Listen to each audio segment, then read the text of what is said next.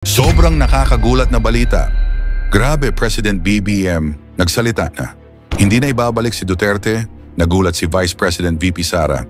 Ayon sa nakalap nating impormasyon, hindi babalik ta rin ni BBM ang batas kung papipiliin siya kung batas o kaibigan. Inuutusan kasi siya, pauwiin niya na si Duterte, batas pa rin ang pipiliin niya.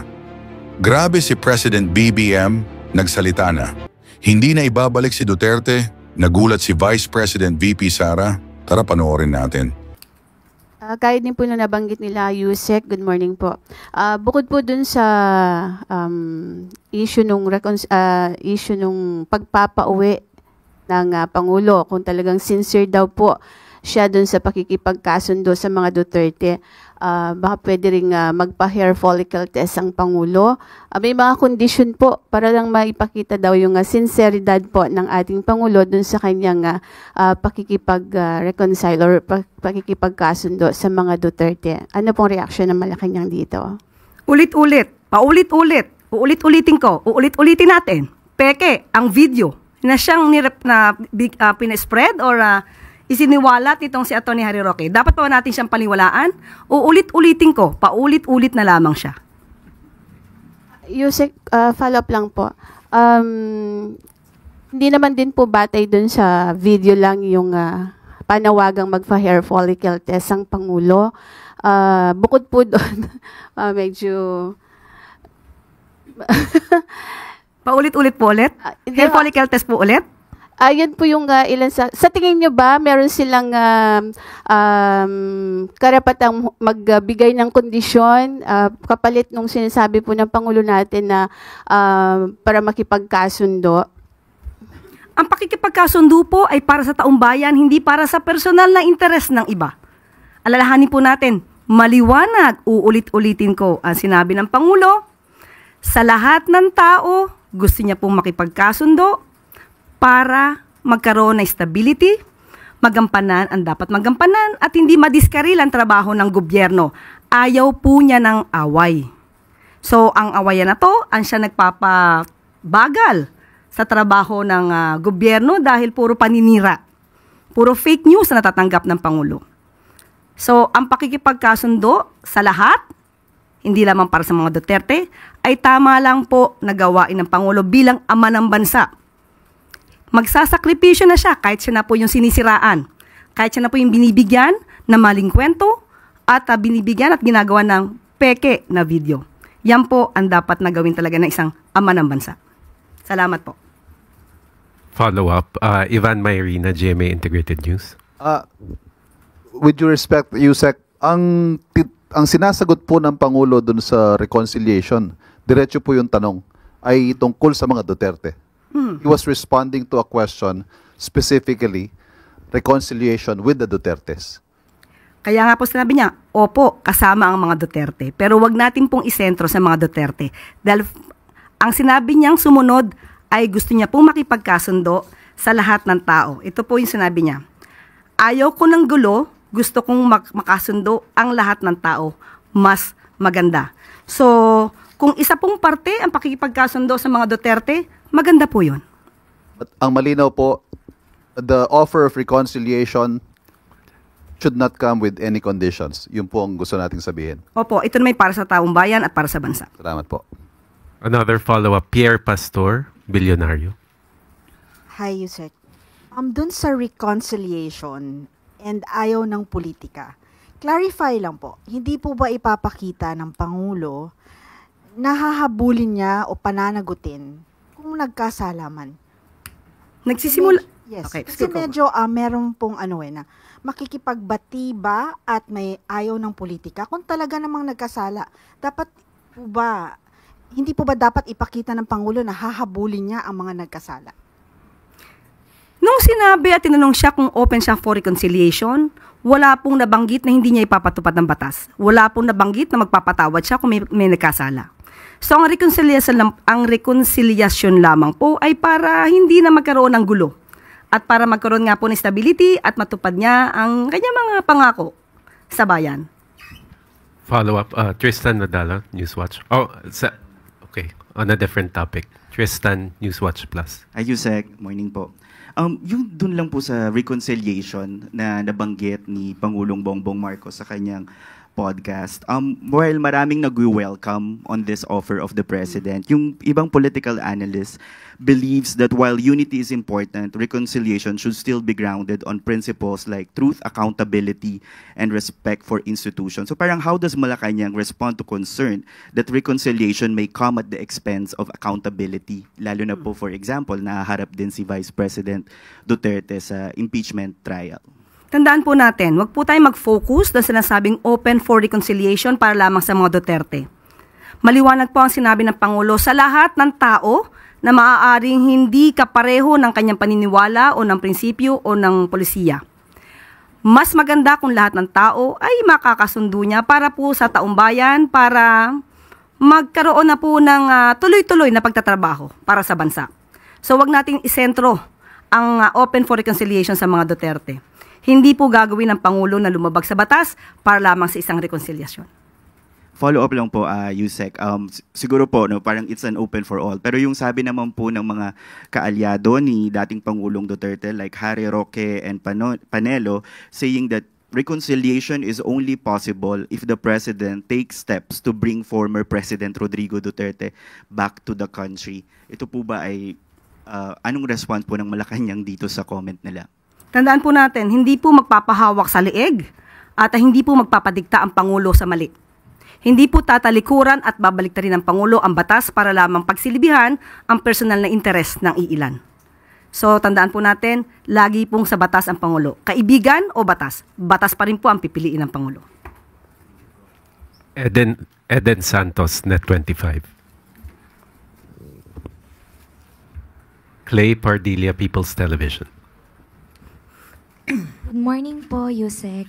Yusek, even former presidential advisor Attorney Panelo believes that Attorney Harry Roque is not a victim of political persecution, and it appears daw po that he is a pogo lawyer and was encouraged to go home. Si Attorney Roque naman po sinabing nag-aaksaya daw po ng pera ang gobyerno para sa paghahanap po sa kanya dahil bumuo po ito ng tracker team. May we know po your response? Thank you. Mukhang si Attorney Harry Roque. Nagsama talaga, no? Sorry. Mukhang si Attorney Harry Roque na lang naman ang naniniwala sa kanyang pananaw na may political persecution. Ito malamang ay ang pagtatago niya ng kanyang maaaring liability at ang kanyang pagsama-sama sa mga Duterte ay ginagawa niyang panangga para ipatunayan na mayroong political persecution. Pero kahit ang kanyang dating naging kaalyado ay hindi naniniwala sa kanyang mga tinuran. At patungkol sa nag-aaksaya ng oras, ang paghahanap ng isang fugitive ay hindi pag-aaksaya ng oras. Kung siya ay concerned sa pondo ng bayan, dapat noong pang 2016. At kung sinasabi nga niya na siya ay concerned sa pondo ng bayan, hindi ba mas maganda kung mag-voluntaryo na siyang umuwi rito para hindi na siya pag-aksaya ng oras at ng pera ng gobyerno? Thank you. We have time for one more question. Alvin Baltazar, Radio Filipinas.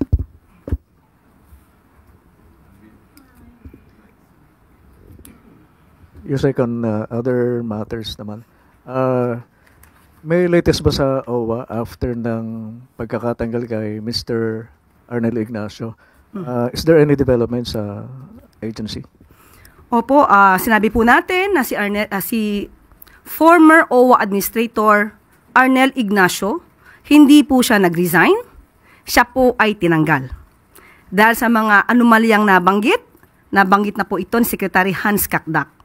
At maliban po dyan, mayroon pa pong isa na makakasama, ang Deputy Director na si Emma Sinclair.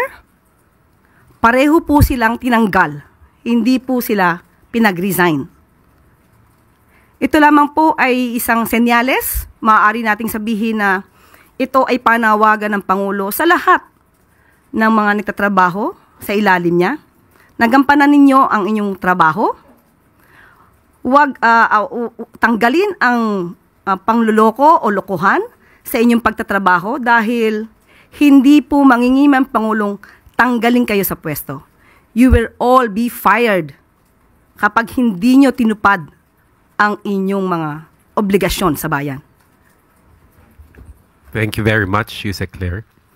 At bago po tayo magtapos, isa naman pong good news. Gusto niyo po, okay, ito maganda to Gusto niyo po bang maranasan kung paano magtrabaho sa gobyerno? Kung kayo ay college graduate, mukhang hindi na kayo pwede, overqualified, mula 18 hanggang 25 taong gulang, mas lalong hindi. Nasa junior, Nasa junior or senior college level sa darating na pasukan, at mas mababa sa latest regional poverty threshold ang kinikita ng inyong pamilya. May pagkakataon po kayong sumali sa Government Internship Program o GIP ng Department of Social Welfare and Development. 75 ang available internship slots sa bawat DSWD field office, habang 35 intern naman ang tatanggapin sa central office sa Quezon City. Tatanggap ng katumbas na 75% ng regional minimum wage as of November 2022 ang mga intern na kailangang makapagsilbi ng 30 working days. Sa mga interesado, ano pang hinihintay nyo? Apply na. At muli pong paalala, maaari na po kayong dumulog sa ating mga kababayan natin sa 51 bagong urgent care and ambulatory services or bukas centers sa 33 probinsya sa buong bansa. Meron ng 26 sa Luzon, 8 sa Visayas at 17 sa Mindanao na nagsiservisyo na po sa 500 pasyente araw-araw. Target ng Department of Health na makapagpatayo pa ng hindi bababa sa 28 na bukas centers sa buong bansa para mapagsilbihan ang nasa 28 milyong Pilipino na nangangailangan ng accessible at dekalidad na serbisyong pangkalusugan. Sa tandaan po natin, ang proyekto po ng Pangulo, bigas at bukas. Ayan, salamat kay Nanay Ilda. Samantala, alinsunod sa direktiba ni Pangulong Ferdinand R. Marcos Jr. na tugunan ng structural concerns sa San Juanico Bridge, makakasama natin ngayon si Department of Public Works and Highways Secretary Manuel M. Bunoan para bigyan tayo ng update sa ginagawang aksyon ng multi-agency task force na tumututok sa kaligtasan, trapiko at emergency response sa tulay. Secretary Manny, magandang umaga po. Magandang umaga po, Secretary, and magandang umaga po sa ating mga press corps nandito sa umagang ito. Well, ito po yung ginagawa po namin doon sa temporary closure of San Juanico Bridge. But before that, gusto ko lang masabi, yung original San Juanico Bridge was opened in 1973 pa ito. So it's more than 50 years na po ito. And it's actually due for major rehabilitation works. Sa katunayan po nito, na-anticipate na natin dito that it will have to be closed one time or another in the next few years. No? Kasi this is the reason why ito under the administration of President Ferdinand Marcos Jr., nagkaroon po ng plano that we will construct a new bridge nearby, adjacent to the existing San Juanico Bridge. Now, this is now in the works, yung nito, because the new bridge is now under preparation. In fact, this will be one of the flagship projects under this administration. And ito po ay mafi-finance ng Japanese government. It's now under detailed engineering design. We hope that the detailed engineering design will be completed by 2026, and thereafter, the construction will follow immediately. And ang plano ko dito talaga is pag natapos po itong tulay na ito po yung kuwan ng tulay na gagawin na perspective na yung tulay na gagawin doon nearby. And actually, pag natapos ito, dapat isasara po yung existing San Juanico Bridge para magkaroon na ng major rehabilitation works. So ito po yung anticipation. Unfortunately po, in the preliminary assessment of the San Juanico Bridge, doon po sa approach structures, hindi po yung main structure. The main structure is intact. Doon po sa approach structures, may nakita po na mga segments that are already in the state of deterioration sa ibaba.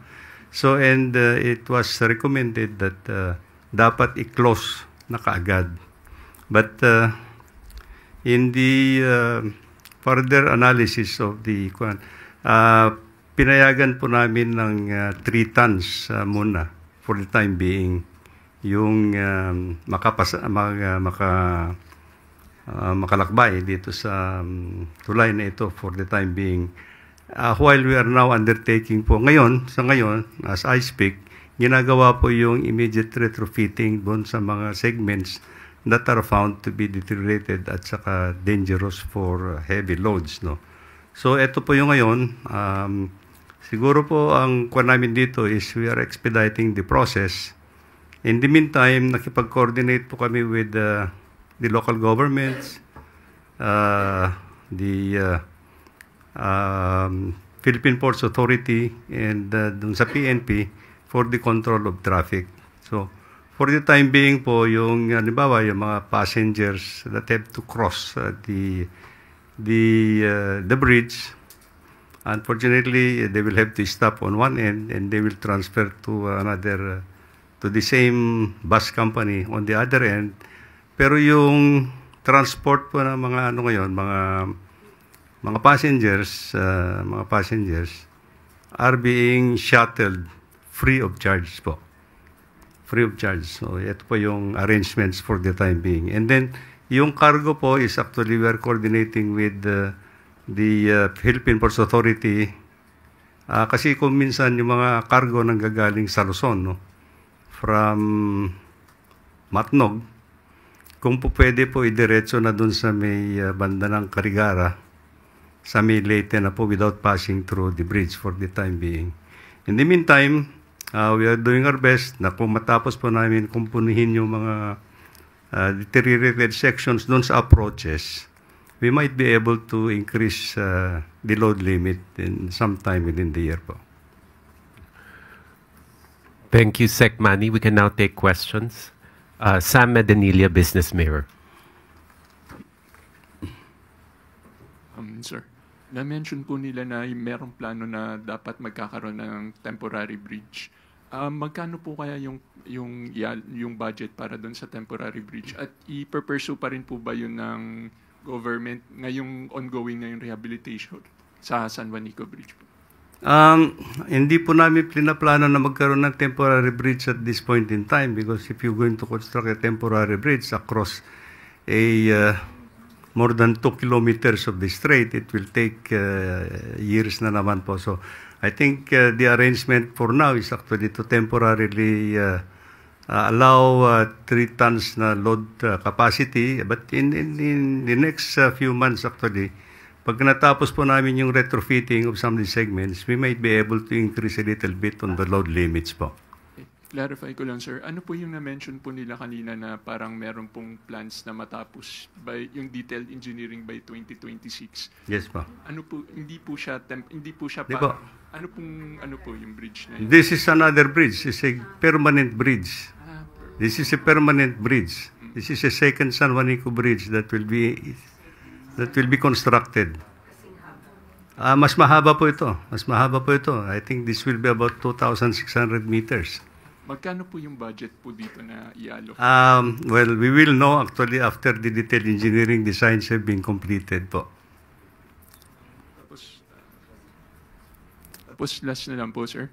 Na-mention na rin po kasi na parang may ongoing mga projects yung DPWH in preparation po dun sa ASEAN Summit for next year. Ano po kaya yung mga priority projects ng DPWH na expected matapos bago mag-start po yung summit? Well, ang focus po namin in Metro Manila because the preliminary meetings will have to take place by early 2026.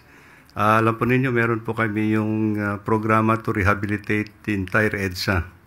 Now, ang priority program namin in coordination with yung sa pagdating ng Asia-Pacific meetings, ang priority sections that we will be undertaking will be from yung Pasay to Shaw Boulevard. Pasay to Shaw Boulevard, southbound and northbound. And ang timetable po namin dito is we hope that we can complete that segments, yung segments na yan by towards the end of the year. So, ito po and then the rest of the sections will follow through. Ang kwan po namin dito, plano namin dito, while we are going to put priority to those sections from Pasay to Sio Boulevard, there may be other sections that we may start also na hindi naman masyadong makakaabala dun sa traffic during the summit in Manila. Tristan Nodalo, Newswatch Plus. Hi, Sec. Good morning po. Good morning po. Good morning. Sir, nabanggit nyo na yung EDSA Rehab. Siguro po less than a month bago yung target na pagsisimula ng EDSA Rehab, meron po bang pag-aaral kung gaano katagal yung madadagdag sa travel ng isang commuter, for example, sa EDSA? Kung nagta-travel siya ng 1 hour, madadagdagan po ba ng 30 minutes to 1 hour yung tagal dahil sa gagawing rehab? Well, I'm sure that there will be some inconvenience to some extent, actually, because of we will be occupying some spaces along EDSA as we do the rehabilitation work.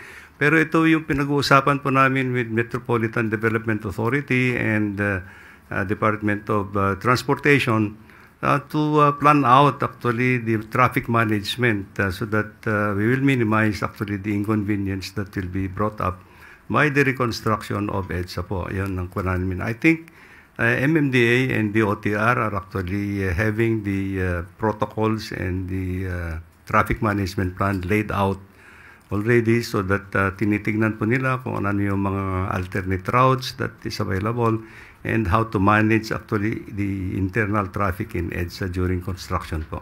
Ano po, sir, yung mga pinag-aaralang traffic management plans? Kasi may nabanggit din po yung Skyway, Stage 3, baka magamit din. Ano, sir, initial na... I think that is one of the propositions of the OTR to arrange with the concessionaires of the Skyway to allow actually some of the vehicles from yung nagtra-travel sa EDSA to use Skyway in the meantime. That we are undertaking po yung rehabilitation works. And then MMDA naman yata, if I recall, is actually to delineate actually yung mga separated yung mga vehicles, yung mga motor vehicles as against yung mga bicycles or motorcycles on lane by lane para hindi ho magkakalabo-labo and to smoothen actually the travel along EDSA as we do the rehabilitation po. Ivan Mayrina, GMA Integrated News. Sec, balikan ko po yung San Juanico Bridge. Sinabi nyo ho, within the year, we might be able to increase load limit. Increase load limit lang po pero hindi pa natin siya ibabalik sa full capacity. Yes, I think kasi the full capacity of the existing San Juanico Bridge will be undertaken as soon as the new bridge is actually constructed, no? Kasi while the main structure is intact, I think meron din kalang i-rehabilitate ngayon doon sa mismong center structure, no? But ang tansya namin dito, if we are able to increase the load limits, I think we may be able to increase it up to 10 tons actually. At sa 10 tons ho, hindi na ma-disrupt yung flow of goods and actually most of the vehicles will be allowed except heavy loads. And when you say within the year, are you talking about the last quarter or maybe last quarter po? Last quarter po. Okay. Meron ho bang instructions ng Pangulo dahil ang pinangangambahan po dito yung possible inflationary effect ng period na to na hindi nadadaanan ng San Juanico dahil it will impact the cost of transporting goods to and from the region? Yes, I think this is an issue on economic considerations actually due to the impact of the closure of our limiting the load on San Juanico Bridge. But I think ang panaman natin dito, the Philippine Ports Authority is actually trying to make yung alternative routes from Luzon going already to Leyte without passing San Juanico Bridge. I think ang pan po natin dito is the primary consideration here is to have the to provide safety access. No, you don't want really to compromise actually the safety of the motorist that will be passing through San Juanico Bridge. Po. Any specific instructions from the President Yes po. regarding this? Yes po. Meron po bang? Kailangan po talaga, primordial is provide safety to the motorists. Thank you. Pierre Pastor, Bilyonaryo. Hi, Sec. Yes, ma'am. Konting detail lang po dun sa Carigara alternative Yes po. alternative route. Yes, ano ma'am. po yung parang Roro na pwede pong sakyan din ng passengers or para lang po siya sa business, I mean, goods? Pwede rin po, yes. Actually ang nakikita ng Philippine Ports Authority is even from Matnog, they can go directly to Carigara na. Na hindi na pupunta doon sa San Juanico Bridge. But more effectively, more efficiently is actually yung mga passenger buses.